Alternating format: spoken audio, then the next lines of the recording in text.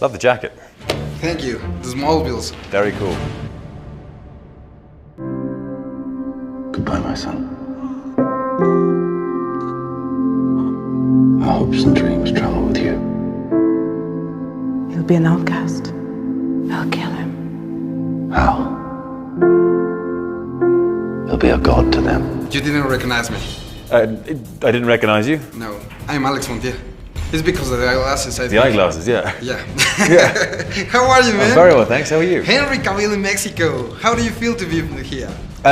It's great to be here. I wish I had more time to explore and sort of soak up the culture, but unfortunately, work is calling me away today and only arrived last night. Yeah. Superman.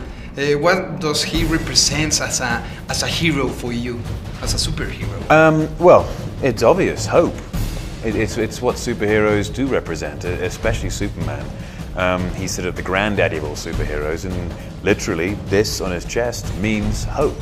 And we all kind of tie into that, and hope is one thing which will be important to human society forevermore. What's the S stand for? It's not an S. On my world, it means hope. Well, here it's an S. How about Excuse me. So I was aware of the story of Superman, and when I got the movie, it was all about focusing very hard on going to the source material and studying in more detail. Mm-hmm. And how do you feel to be the new Superman? Because some people said it's a curse for the actors. I don't worry about any idea of a curse. I put no heed to the curse purely because look at Dean Cain, Brandon Routh, and Tom Welling. They're in perfect health and they're happy and well. Yeah. And are you prepared for the Justice League?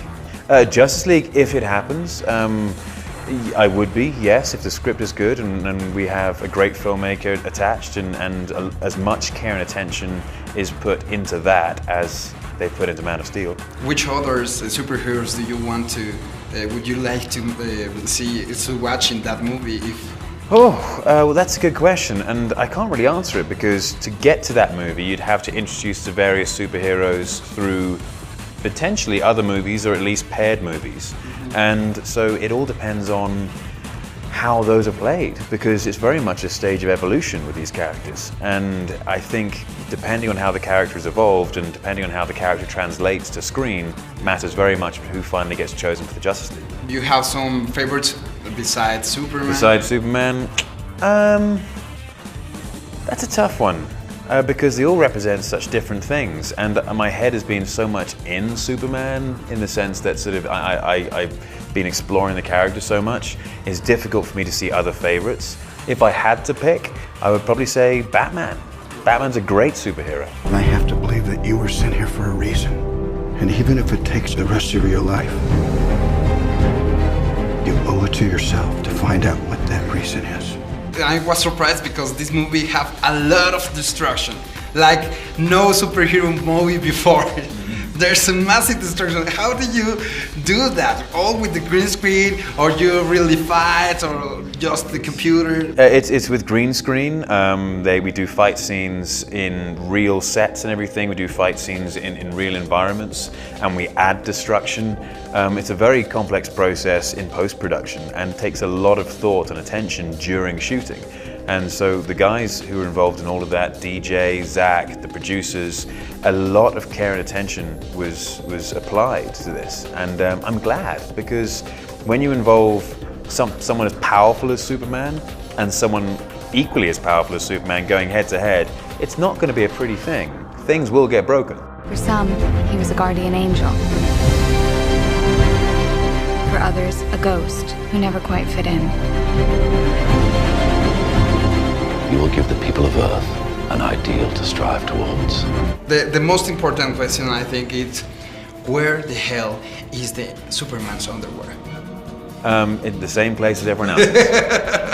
Why don't you put this thing with you? Oh no. Yeah, you should. That's a tradition. You're not going to put those on? No, I'm going to put. Oh dear. Okay. And then it got weird. Yeah.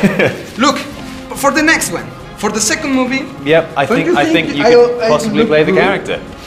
Yeah. I could be You would. the new. Yeah, you're like Bizarro. It's perfect. Exactly. Yeah. I could be the. Yeah, you could be Bizarro. Yeah. What about the fight? I'm okay to pass on the old thumb fight. Thank you.